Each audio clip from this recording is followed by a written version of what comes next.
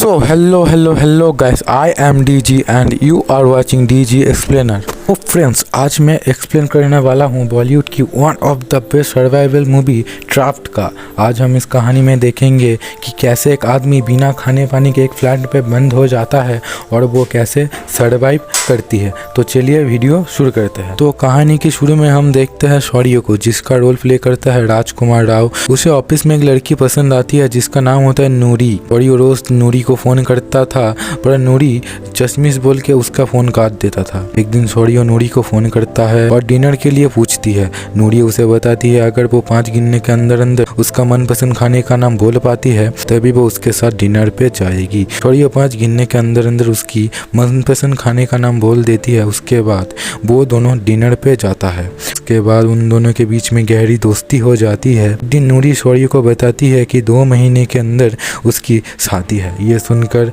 शौर्य दुखी हो जाता है। कुछ दिन बाद शौर्य नूरी को अपनी फ्लैट में ले जाता है। वहाँ वो दोनों रूम शेयर करती है। वो नूरी को बेडरूम में ले जाता है और वो दोनों एक दूसरे को पकड़ लेती है। शौर्य उससे कहता है कि वो ये शादी मत करे और ये उससे कहता है कि वो भी शौर्य के पास रहना चाहता है। एक अच्छी रूम भी नहीं है शौर्य के पास। शादी के बाद वो कहाँ रहेगी और वैसे भी वो शादी के लिए कल ही निकलने वाला है। शौर्य नूरी से कहता है कि वो कल के अंदर ही एक अच्छी फ्लैट का इंतजाम कर लेगा। उसके बाद फ्लैट ढूंढने के लिए शौर्य निकल जाता है पर उसके बजट के हिसाब से कोई भी उसे फ्लैट देने के लिए राजी नहीं होती। वो जब फ्लैट के बारे में बात करता है तब एक अनजान लड़का उसकी बात सुन रहा होता है। उसे कम पैसे में एक फ्लैट देने की बात करता है। वो अनजान लड़का बताता है कि एक बिल्डिंग बन के रेडी है पर कोर्ट इशू के वजह से वो चालू नहीं हुई है। वो लड़का शौर्य को फ्लैट में ले जाता है और फ्लैट दिखाती है। फ्लैट में टीवी, फ्रिज, एसी सब कुछ होता है। शौर्य को बहुत ज़्यादा पसंद आता है और फ्लैट भी शौर्य को बहुत ज़्यादा पसंद आता है। उसके बाद शौर्य उस अनजान लड़के को पैसा दे देता है। उसके बाद वो अपना सामान लेकर अपने नया फ्लैट में आ जाती है। उसके बाद अगले दिन वो उठता है और देखती है घर में पानी नहीं है। वो अपनी पानी की बोतल से पानी पीता है और फ्रेश होती है। फिर वो कपड़े पहनकर नूरी को लेने के लिए निकल जाता है। वो रूम से निकलकर दरवाज़ा लॉक करने के लिए चाबी लगाता है। तभी रूम के अंदर से उसकी फ़ोन की आवाज़ आती है। वो अपनी फ़ोन लेने के लिए वापस रूम के अंदर जाता है। रूम का चाबी बाहर दरवाज़ा में लगा हुआ होता है और दरवाज़ा बंद हो जाता है। शौर्य नूरी को फ़ोन में थोड़ी देर रुकने के लिए बोलती है। वो जब दरवाज़ा खोलने जाता है तभी दरवाज़ा का लॉक उसके हाथ में आ जाता है। वो दरवाज़ा का लॉक बार बार खोलने की कोशिश करती है पर वो लॉक नहीं खुलती।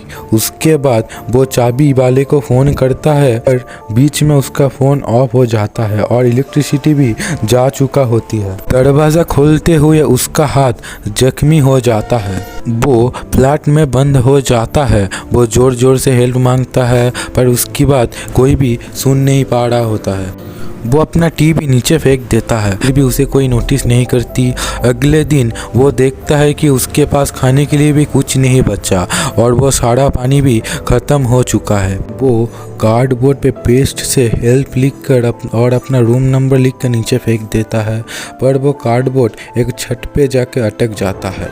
उसके बाद पेस्ट भी ख़त्म हो जाता है। वो अपनी खून से हेल्प लिखकर नीचे फेंक देता है और वो कार्डबोर्ड एक लड़की की छत पे जाके गिरती है जो कपड़े सुखाती हुई होती है और वो कार्डबोर्ड को नोटिस भी नहीं करती। जल्द ही शौर्य का पानी और खाना ख़त्म हो जाता है। वो अपनी प्रेशर पीकर अपनी प्यास मिटाती है। लोग उसको देखे इसलिए वो अपनी बैल्कोनी पे अपना गद्दा, सोफा सब कुछ आग लगा देती है। फिर भी उसे कोई नहीं देखता। अगले दिन छत वाली लड़की वापस कपड़े सुखाने आती है।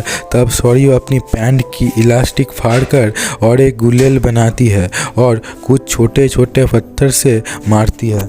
उस लड़की को पत्थर की आवाज़ आती है और वो उस कार्डबोर्ड को देखती है। उसके बाद वो बिल्डिंग आकर गार्ड को पूछती है कि यहाँ कोई रहता है या नहीं। गार्ड उसे बताती है कि यहाँ कोई नहीं रहता पर वो लड़की फिर भी चेक करने के लिए ऊपर जाता है पर वो लड़की अचानक ही कुछ सोचकर वापस आ जाता है। शौर्य वो देखती है और चिल्लाने लगती है। अचानक ही जोर जोर से बारिश होने लगता है। शौर्य बारिश का पानी पीने लगता है।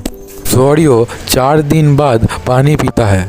के बाद वो बहुत सारा बारिश का पानी टॉयलेट से पाइप निकालकर एक बाथटब में जमा कर लेता है। वो भूख में ज़ोर ज़ोर से चिल्लाने लगता है। उसके पास खाने के लिए भी कुछ नहीं था। वो इतना भूखा हुआ होता है कि वो चींटी और कॉकरोच पकड़ के खाने लगता है। अगले दिन सुबह उसके बैल्कनी से उसके घर में एक कबूतर आता है।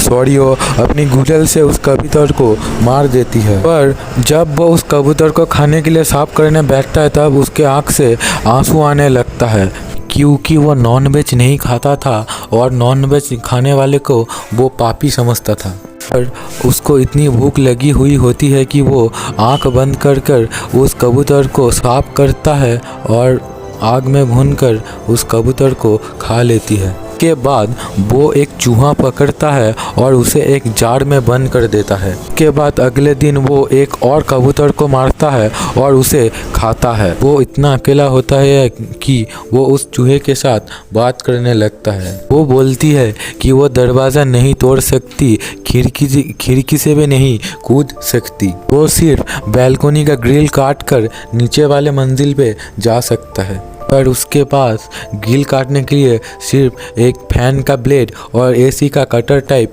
कुछ है।